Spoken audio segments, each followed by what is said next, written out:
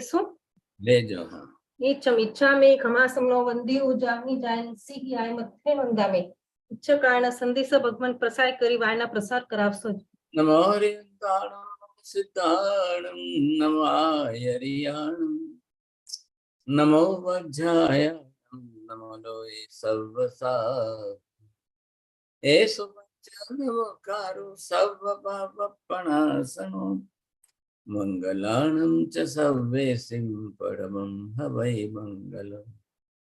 जय जगदेव जोनि वेयाणो जगगुरु जगानंदो जगन्नाथो जगबंधु जय जगप्रियामो भय। जय सूर्याभव तीर्थयानो पश्चिमो जय जय गुरुलोगानं जय महप्पा महावीर वंदे महायश महावीरं महामुनिम् अमरधराय मह्यं चरमतिथयरमिमसतीर्थ सर्वारिष्टप्रणाशाय सर्वाभीष्टार्थदायिने सर्वलब्धे निधानाय श्री गौतम स्वामिने नमः। श्री सुधर्म स्वामिने नमः। अज्ञानतिमिरान्धानां ज्ञानं जनशलाकय नेत्रमुन्मीलितं येन तस्मै श्री गुरुवे नमः। धर्मलाभ बहुत बहुत आशीर्वाद। आज 13 मार्च के दिन सोमवार को दूसरी क्लास इस समय विपाक सूत्र की चल रही है। उम्बर दत्त का 7वां अध्ययन चल रहा है और इस 7वें अध्ययन के अंदर जो मुख्य विषय है धन्वंतरी वैद्य। देखिए, नाम एक नाम के अनेक होते हैं, अनेकों की बात चलती है। ये तो बहुत हजारों लाखों वर्षों पहले की बात है। आज के धन्वंतरी तो जो भी है वो 2-4 हजार के वर्षों के बीच के काल के हैं, लेकिन उस समय उस काल के अंदर एक वैद्य डॉक्टर होते हुए ट्रीटमेंट करने के निमित्त कई पक्षियों के, कई पशुओं के, कई प्रकार के जात जात मांस के साथ में औषधियां लेने के लिए लोगों को कह करके इतने भारी कर्म बांधे। 3200 बरस के लंबे आयुष्य काल तक जिस प्रकार से इतने भारी कर्म जो बांधे हैं, अब उन कर्मों का हिसाब कौन चुकाएगा, ये सबसे बड़ा प्रश्न। आखिर जीव जो भी है वो नरक में जाएंगे, नरक में जा करके अपने कर्मों का विपाक भुगत करके आते हैं। ध्यान रखिए, कर्मों का विपाक भुगत करके आते हैं, कर्म संपूर्ण क्षय करके नहीं आते हैं। बोलिए जैन साहब, शब्द क्या बोलेंगे आप?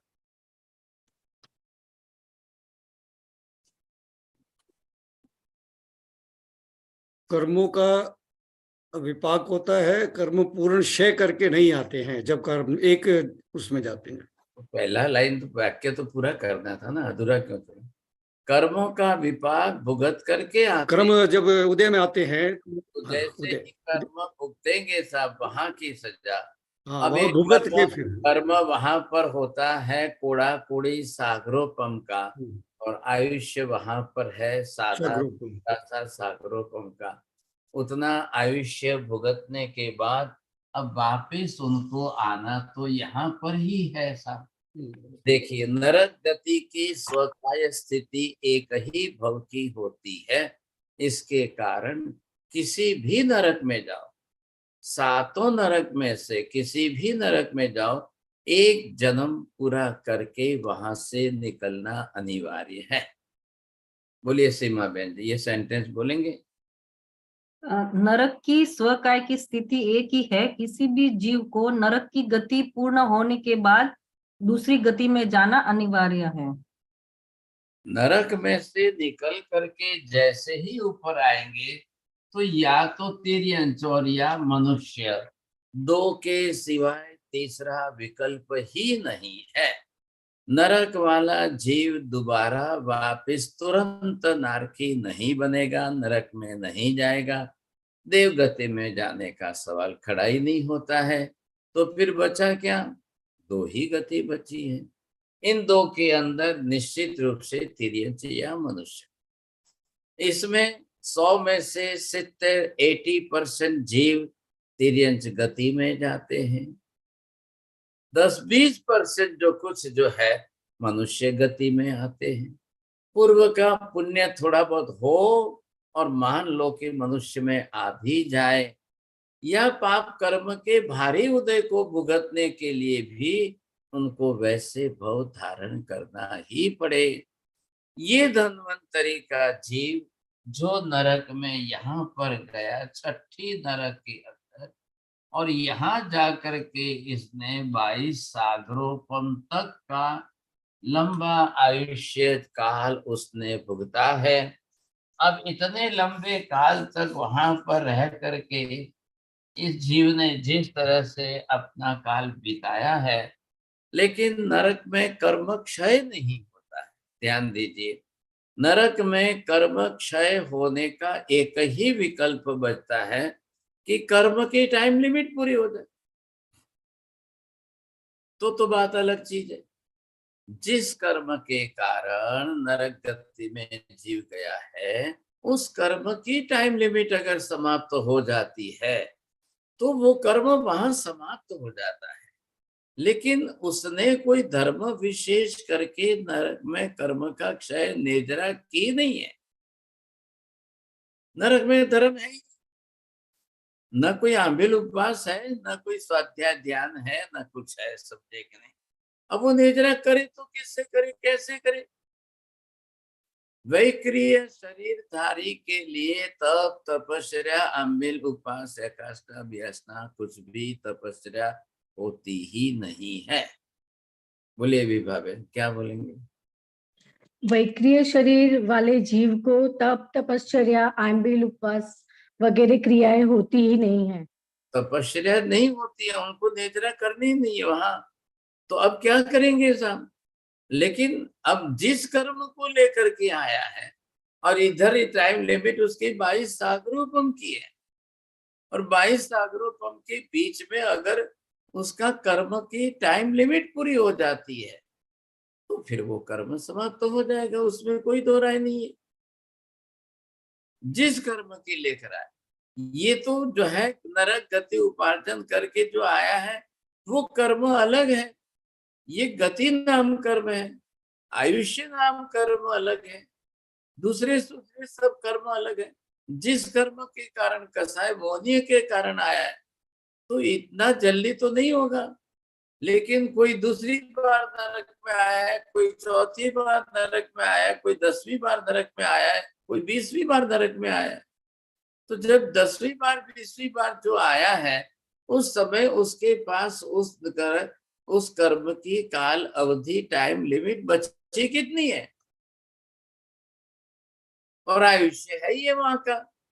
इतने लंबे आयुष्य काल में यदि उसकी बची हुई कर्म की काल अवधि समाप्त हो जाती है तो फिर वो कर्म क्षय हो जाएगा और वहां से निकलने का समझेंगे। आपने अभी तक के 7 अध्ययन, ये 7वां चल रहा है, 6 अध्ययन आपने देखे हैं। अब सोच ली मृगापुत्र का जीव पहली नरक में गया, फिर निकला, फिर तिर्यंच गति में आया, दूसरी बार दूसरी नरक में गया, तीसरी बार फिर निकल के आया, फिर तीसरी नरक में गया, फिर निकलता है, फिर चौथी नरक, फिर निकलता है, फिर 5वीं नरक, फिर निकलता है, फिर 6ठी नरक, फिर निकलता है, फिर 7वीं नरक, फिर निकलता है। अब 7 नरक की तो टाइम लिमिट पूरी हो गई। अब उसके बाद नीचे गिर करके वो पंचेंद्रिय तिर्यंच में जाएगा, चौरेंद्रिय में जाएगा, तेंद्रिय में जाएगा, 2 इंद्रिय में जाएगा, 1 इंद्रिय में जाएगा। ये है वहां की, मतलब हर जीव के लिए कर्म का विपाक भुगतने की स्थितियां। कितना दुख होगा, कितना दुख होगा। इधर देखिए आप, ये 22 सागरोपम तक एक ही भव तक 6ठी नरक में जितना काल बिताएगा, ध्यान से सुनिए बरोबर, 1 सागरोपम बरोबर असंख्य वर्ष होते हैं। असंख्य मल्टीप्लाइज बाय 22, बार बार मतलब असंख्य का 22 बार गुणाकार कर लो, आप कितने लंबे काल तक वो छठी नरक में रहेगा। इतने लंबे काल तक अगर जीव कोई तेंद्रिय चौरेंद्रिय में रहे तो कितने जन्म बिताएगा? आप मेरी बात समझ रहे हो ध्यान से? चौरेंद्रिय में क्या बनेगा? मक्खी मच्छर बनेगा। तेंद्रिय में क्या बनेगा? चींटी मकोड़े बनेगा। 22 सागरोपम, बाप रे, असंख्य को 22 बार गुणाकार करो। इतने लंबे काल तक अगर जीव तेंद्रिय चौरेंद्रिय के भव करता रहे तो असंख्य बार जन्म मरण हो जाएंगे। और केवल ज्ञानी क्या कहते हैं, नरक से भी ज्यादा दुख वेदना पीड़ा अगर जीव को कहीं होती है तो जन्म लेने में और मरने में। जन्म लेने में माता के गर्भ से जन्म लेना है, उस समय की वेदना, प्रसूति की पीड़ा, अब चाहे 10 मिनट हो कि 5 मिनट हो कि 20 मिनट हो, और शरीर छोड़कर मरने के समय, जाने के टाइम पर उस समय की जो वेदनाएं है, ये जन्म और मरण की वेदनाएं जीव को नरक से भी ज्यादा तीव्र लगती है। तो 22 सागरोपम तक के काल में जीव छठी नरक में एक ही भव पूरा करेगा। इतने काल तक वो जीव तेंद्रिय चौरेंद्रिय में जाए तो असंख्य भव करेगा, असंख्य बार जन्मेगा, असंख्य बार मरेगा। तो ये वेदना नरक तुल्य हुई कि नहीं हुई? अरे ये बात समझ में बोलिए। इधर 22 सागरोपम में एक ही बार जन्म लेना है, एक ही बार मरना है, और इधर तिर्यंच में अगर तिर्यंच गति में तेंद्रिय चौरेंद्रिय में जाए तो 22 सागरोपम में असंख्य बार जन्म लेना है, मरना है। कारण क्या है? तेंद्रिय का आयुष्य है कितना? मक्खी मच्छर जिसको आप समझते हो ज्यादा से ज्यादा मैक्सिमम से मैक्सिमम भी जी लेंगे तो कितना? 180 दिन तक है। चींटी मकोड़े वाले तेंद्रिय जीव को मैक्सिमम से मैक्सिमम, ज्यादा से ज्यादा भी जीवन जीना हो तो कितना है? औनापन्न दिनाई 49 डेज, फिर तो मरना ही। तो 22 सागरोपम के असंख्य वर्षों के काल में वो कितनी बार जन्मेगा, कितनी बार मरेगा, कितनी बार जन्मेगा, कितनी बार मरेगा। अभी आपने जो है कोविड कोरोना के टाइम पर ध्यान दिया था चोड़िया जी? जिनको हुआ हो उनको ख्याल आएगा। अगर कोरोना के कोविड जो है वो आपके अंदर एंटर कर गए, प्रवेश कर गए, और फिर वो जाकर के बलगम के अंदर, कफ के अंदर अपने अंडे रख करके वहां बैठकर जीवन जीता है, तो उन्होंने क्या दिया? 7 दिन का टाइम दिया। क्यों वो आपको जो है, क्यों वो अलग से आपको सैनिटाइज करते थे भाई? 7 दिन। अब वो अगर 7 दिन के बाद अंदर उतर जाए, समझे कि नहीं, तो मल्टीप्लाई होना उसकी जो है साइकिल शुरू हो जाती है। फिर बाद में 14 दिन के बाद वो वैसे ही मर जाता है। 2 इंद्रिय जीव है 14 दिन बाद में वो वैसे ही मर जाता है। आप उनकी बात, उनको साइंस के हिसाब से उनका हिसाब देखिए, यहाँ के हिसाब से जीव विज्ञान का सारा जो है आप जो समझे हैं, और कर्म विज्ञान जो समझे, उसका ताल में बैठा करके देखिए। ध्यान रखिए वायरस है, ध्यान रखिए 2 इंद्रिय जीव है, ध्यान रखिए बैक्टीरिया ही है, लेकिन जो बैक्टीरिया पॉइजनस हो गया वो वायरोलॉजी के नियम के हिसाब से वायरस कहलाता है। इट इज नॉट एटम्स, ये जड़ पदार्थ नहीं है। जड़ वस्तु होती है तो उसकी जनरेशन नहीं चलती है, जड़ वस्तु होता है तो उनकी मल्टीप्लाई इतना ज्यादा नहीं होता है। आप समझे कि नहीं? ये 2 इंद्रिय जीव है भाई साहब। अब इतने भव करे, इतने भव करे, इतने जन्म करे, तब क्या होगा? इतनी वेदना पीड़ा भुगत करके अब ये जीव जो है यहां से ऊपर आ रहा है। अब इसके तो पाप कर्म आप समझ गए सर, ये तो कर्म करके आया है। कर्म का फल भुगता है। छठी नरक का आयुष्य काल पूरा हुआ है, लेकिन इस धन्वंतरी वैद्य के बंधे हुए कर्म की काल अवधि पूरी समाप्त नहीं हुई है। चोड़िया जी बोलिए, पहले ये हिसाब बोलिए। महाराज साहब, आपने बताया कि धन्वंतरी वैद्य का आयुष्य पूरा हुआ है, पर वो कर्म की काल अवधि पूरी नहीं हुई है, छठे नरक वाला का। हाँ, छठे नरक। धन्वंतरी वैद्य जो है उसका तो 3200 वर्ष का काल, उसमें कर्म बांधे, अब छठी नरक में गया, अब वो आयुष्य काल पूरा हुआ है, जो कर्म बांधा है वो पूरा नहीं हुआ है, कर्म की काल अवधि पूरी नहीं हुई है। हाँ, अब वो जहां जाएगा, ये पाप प्रकृति का जीव है, पाप प्रवृत्ति का जीव है। मैंने दो बात अलग अलग क्या बोली है, मेहता जी बोलेंगे? पाप प्रवृत्ति और पाप प्रकृति का जीव। हाँ, मतलब क्या हुआ? पाप की प्रवृत्ति करता है, यानी जो पाप में लिपटा है, पाप करते रहता है, और पाप की प्रकृति, जो पाप बांधता है, उसका जो नेचर रहता है वो पाप प्रकृति। पाप करने की प्रवृत्ति मतलब प्रकृति मतलब नेचर। अब ये हिंसा वृत्ति करने का उसका स्वभाव बन गया है, इसी नेचर की वृत्ति वाला बना हुआ है ये जीव। मतलब क्या हुआ? अब जब स्वभाव ही वैसा बना है तो वो तो जहां जाएगा उस प्रकार के पाप repeatedly again and again again and again करता ही रहेगा, करता ही रहेगा, करता ही रहेगा। इसलिए प्रवृत्ति बदलने के बजाय प्रकृति बदलने पर ज्यादा ध्यान दीजिए। बोलिए अंसाबेन, क्या कहा मैंने?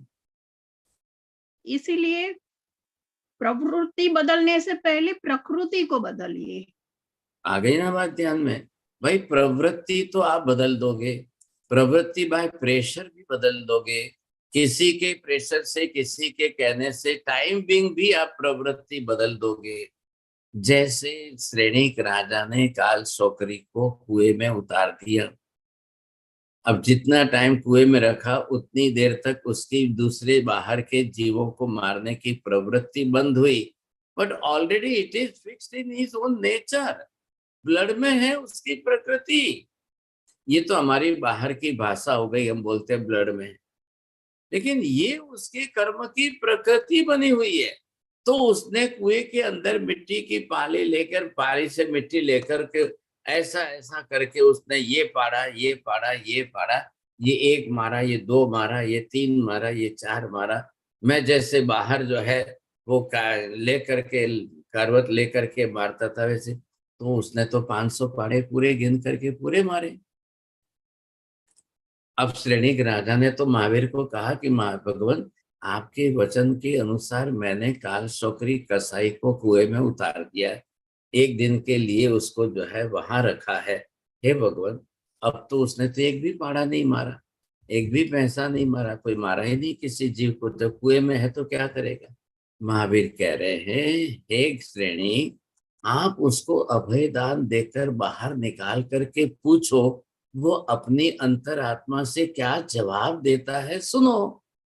भाई मैं बोलूंगा आपको विश्वास नहीं आएगा, जाओ चलो ये करो, उसको अभय वचन दो, भाई तू जो तेरे अंतस्थल में है वो सत्य बोल दे।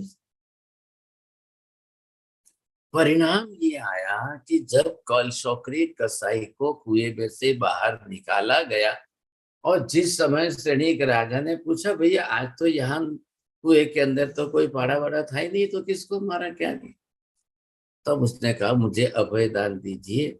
वो बोलता मैं इतने वर्षों से मारता मारता मारता आ रहा हूं, तो it is already in my blood, अब ये तो मेरी प्रकृति में सेट हो चुका है।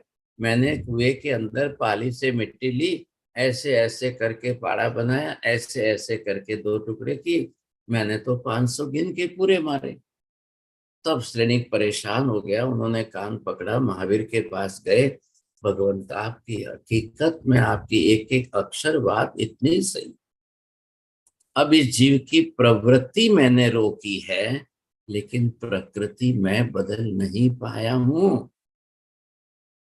अब ये जीव को अपनी प्रवृत्ति नहीं प्रकृति बदलनी होगी।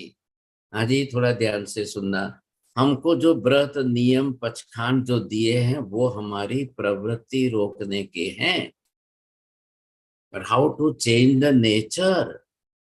लेकिन क्या करेंगे, ज्ञानी भगवंत भी क्या करेंगे, वो आपकी अंतर आत्मा में तो उतर नहीं सकते हैं। तो मनेनम वायाय कायनम न करे भी न कार्य, ये आपको प्रतिज्ञा करा दी।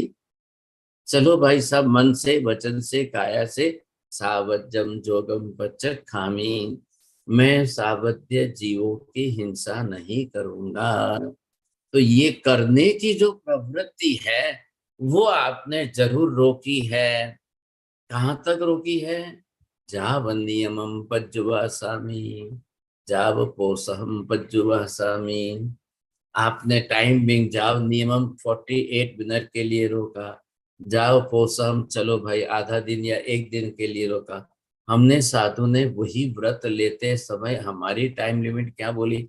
जावत जीवाए, मैं इस शरीर में जब तक जिंदा रहता हूं वहां तक तो ये कोई पाप प्रवृत्ति करूंगा ही नहीं साहब। यूं करके जीव की प्रकृति चेंज करने के लिए प्रवृत्ति रोक रोक रोक करके बदल बदल करके हमको हमारे कर्मों पर संस्कार डालने पड़ते, तब जा करके परिणति बदलती है, नहीं तो नहीं बदलती है, बहुत मुश्किल हो जाता है।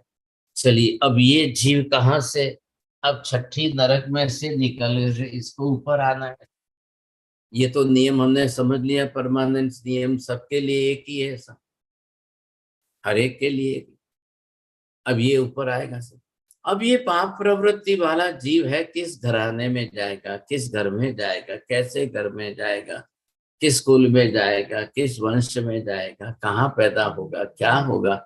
अब कर्म के ही तो संजोग है, अब कर्म के संजोग लेकर के ही तो जाना है, उसको करना क्या है। ये खुद होकर के जीव अपनी तरफ से खुद होकर के क्या करेगा, लेकिन कर्म उसको करा तो रहे। कर्म के निमित्त बड़े प्रबल हैं। अब इसको जहां जाना है वहां पर जो है सागर दत्त शेठ है और उनकी गंगा दत्ता नाम की पत्नी है साहब। अब जाकर के उनको वहां पैदा होना है, उत्पन्न होना है। सोचिए समझे कि नहीं। ये सागर दत्त बिजनेसमैन है, व्यापारी आदमी है साहब, गंगा दत्ता उनकी पत्नी है साहब। अब वो क्या पाप करके आई है? देखिए एक बात जरूर समझ लेना, महावीर कह रहे सभी जीव स्वतंत्र है, सबके अपने अपने पाप स्वतंत्र है, सबके अपने अपने किए हुए पाप के अनुसार सबके कर्म स्वतंत्र है। सिर्फ राग द्वेष के मोह माया के संबंधों से रिलेशन बने। कोई माँ बाप बने, कोई भाई बहन बने, कोई बाप बेटे बने, कोई पति पत्नी बने, कोई सास बहू बने, कोई जो बने हैं वो सिर्फ अपने अपने संबंधों के कारण आप बने, जुड़े हुए हैं। बस ये संबंध है आपके, जुड़ना आपके संबंध है, लेकिन जीव स्वतंत्र है, कर्म अपने अपने स्वतंत्र है। अब यहाँ पर क्या है, ये दोनों पति पत्नी है सब, यहाँ आ गए। अब ये भाई साहब जब यहाँ आ गए हैं तो इनके अंदर ये अपने अपने संबंध जो लेकर के आए हैं, ये है सागर दत्त, ये इनकी पत्नी है गंगा दत्ता।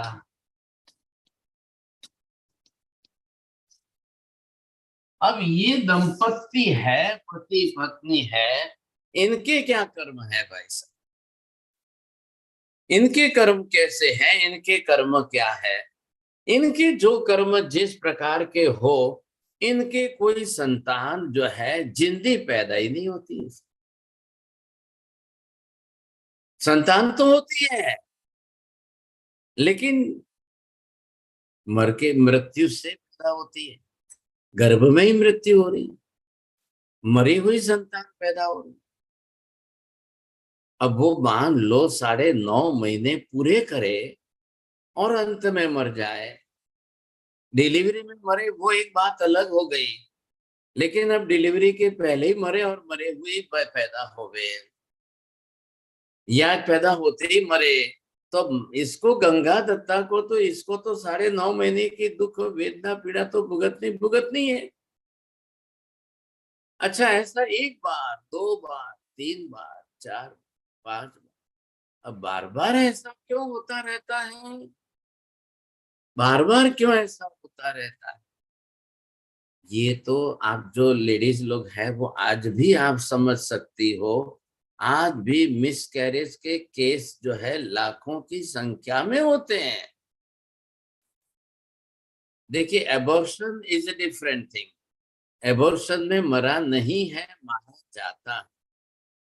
और मिस कैरेज के अंदर जो है गर्भ में ही मर गया है, वो चौथे महीने 5वें महीने 6ठे महीने कब गिर जाता है, कब गिर जाता है, क्या होता है? माँ के कर्म, बालक के कर्म।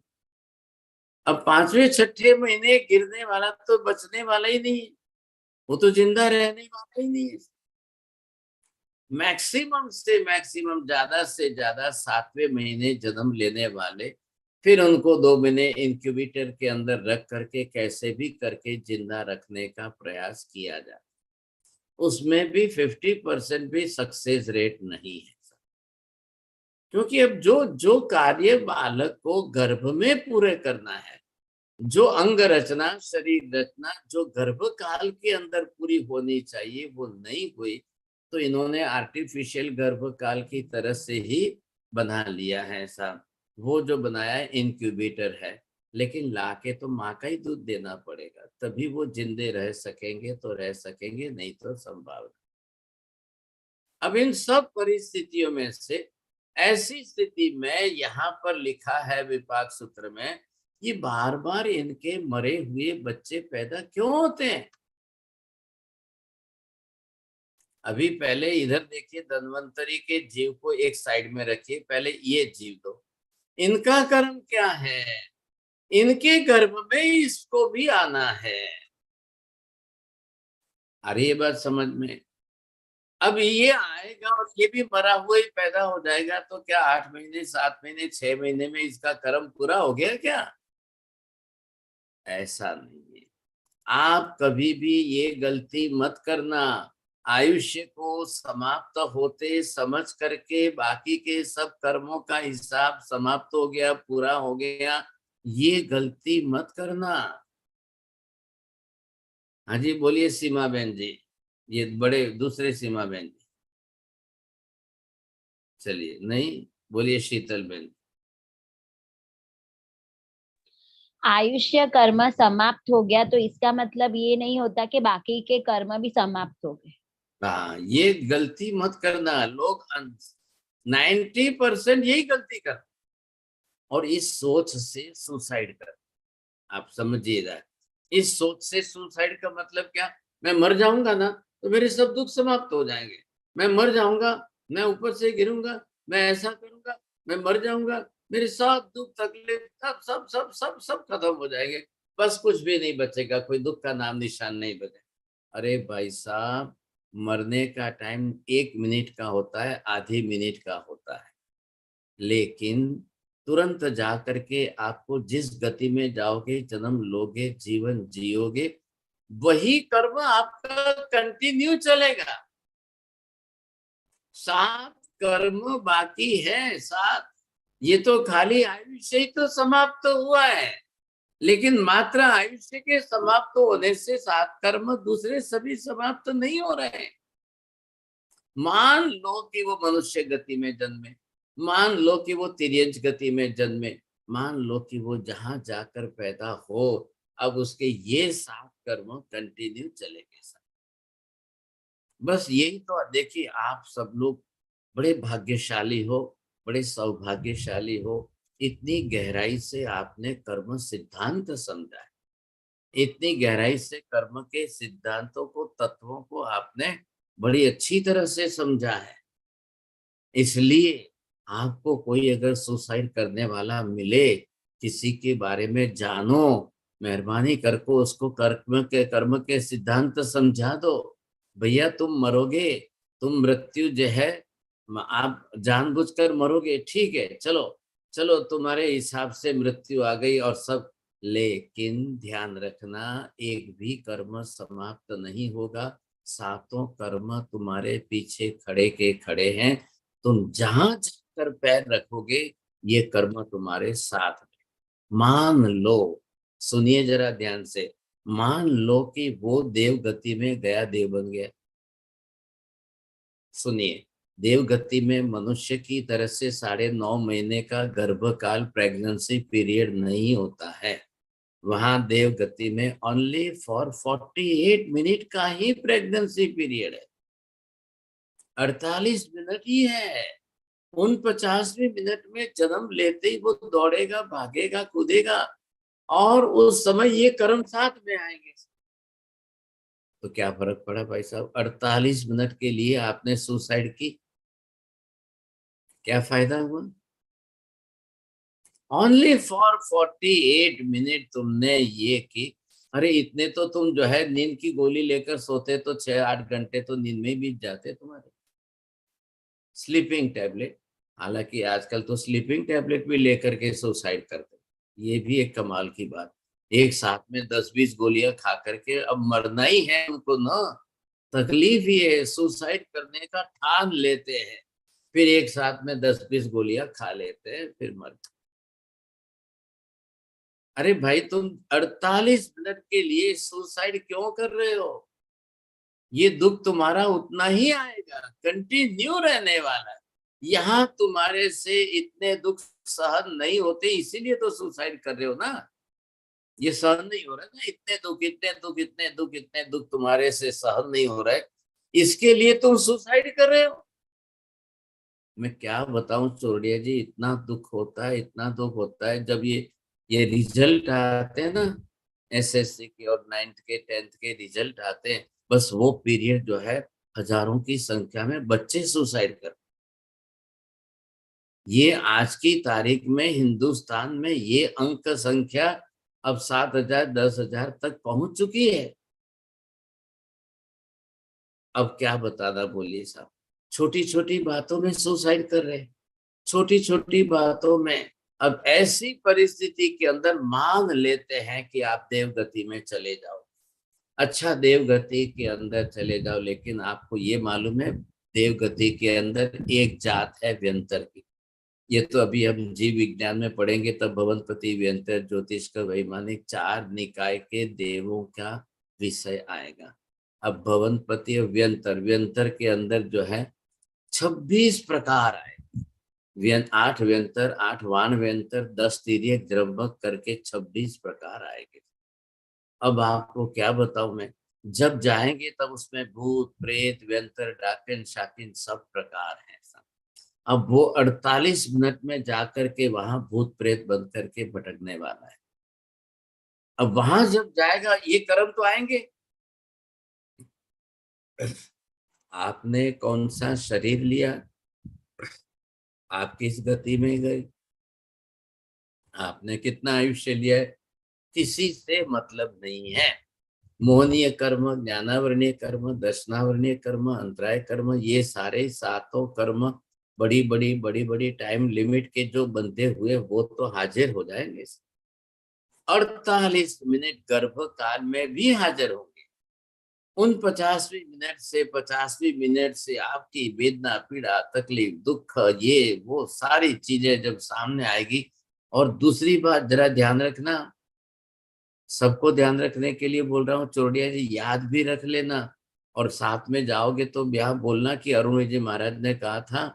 देखिए 48 मिनट के बाद में वहां याद आएगा। और देव गति के अंदर अवधि ज्ञान की प्लस पॉइंट की फैसिलिटी मिलेगी। और जब देव गति के अंदर अवधि ज्ञान याद आएगा ना, तो आपको पुराना सब दिखाई देगा। अरे मैं तो जो है अरुण विजय की क्लास में बैठता था, पढ़ता था, सीखता था, और मैंने सुसाइड कर ली, और मैं तो अभी व्यंतर के अंदर भूत प्रेत में भटक रहा हूँ। और ये तो कर्म सब उदय में आ गए। अरे इसकी बजाय तो वहां दुख भुगतता तो ऊपर ठीक रहता है साहब। अब ये तो कर्म इतने भारी आ गए, इतने भारी आ गए। अब वहां था तो मम्मी थी, बाप थे, भाई थे, बेटी थी, पत्नी थी, पुत्र थे, सब थे। और वहां भी अंतर गति में गए, न बाप है, न भाई है, न बहन है, न चाचा है, न चाची है, न कोई नहीं है। अब बेचारा वो क्या सहन करेगा भाई साहब, क्या सहन। यहाँ कम से कम आपकी सेवा करने वाले तो है।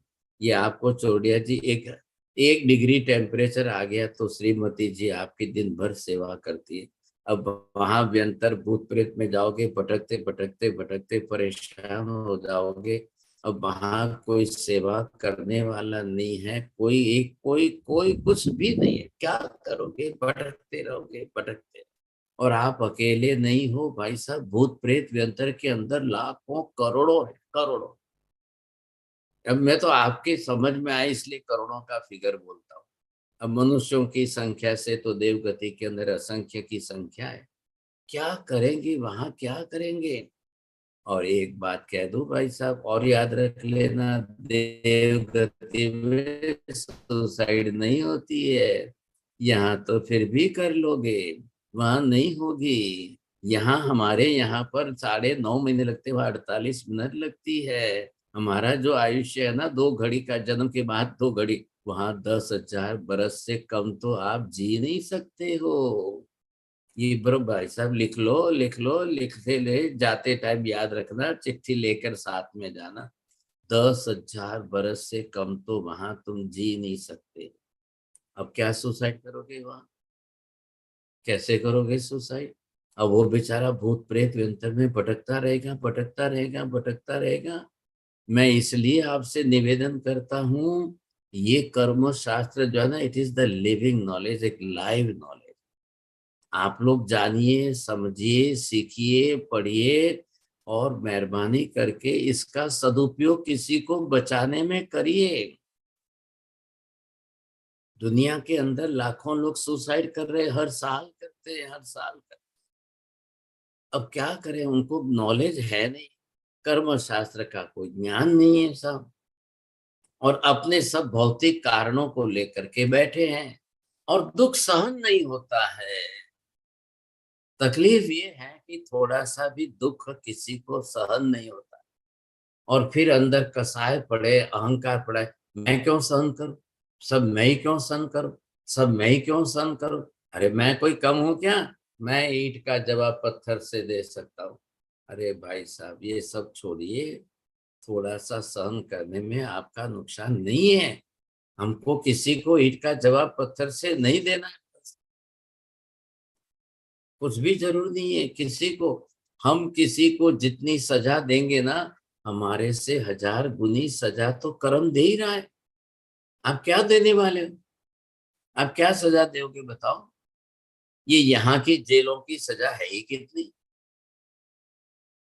आज जीवन उम्र कैद भी दे दे तो बेचारा 70, 80, 90, 100 साल जिएगा, और यहाँ जाएगा तो 22 सागरों पंप नरक में जिएगा। आप 22 सागरों पंप की सजा दे सकते हो किसी को, क्या दोगे आप 22 सागरों पंप की। 22,000 बरस की नहीं दे सकते हो। यहाँ वो उम्र कैद के अंदर नरक में यहाँ जिएगा तो 70, 80, 90, 100 साल में तो आयुष्य ही पूरा हो जाए। कई लोगों के जो है ना आयुष्य नरक में यूं ही पूरे हो जाते, ऐसे ही पूरे हो जाते। अब क्या करना क्या भाई साहब, कोई पता ही नहीं चलता।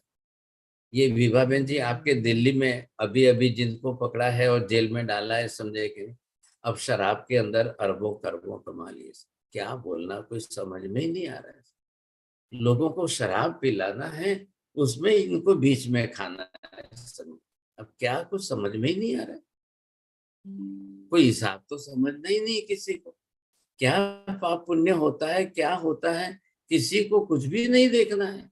बस जहां से मिलता है खाओ, जहां से मिलता है खाओ, लेकिन मुझे कोई खाते हुए बस इतनी सी बात लोगों के दिमाग में रहती है। अब ये कोई तरीका है। भाई महावीर कह रहे हैं, पाप तो पाप है, पाप करने पर कर्म का बंध होगा, कर्म उदय में आएगा, सत्ता में रहेगा, भुगतना पड़ेगा। अब ये भाई साहब जिनका आयुष्य यहाँ पूरा होने वाला है 22 साल रूपम का छठी नरक में, यहाँ से निकल करके इनको आना है। अब डेस्टिनेशन फिक्स हो गया। किसने किया है नीति बहन जी, ये कौन कर रहे हैं। कोई ऊपर वाला कर रहा है?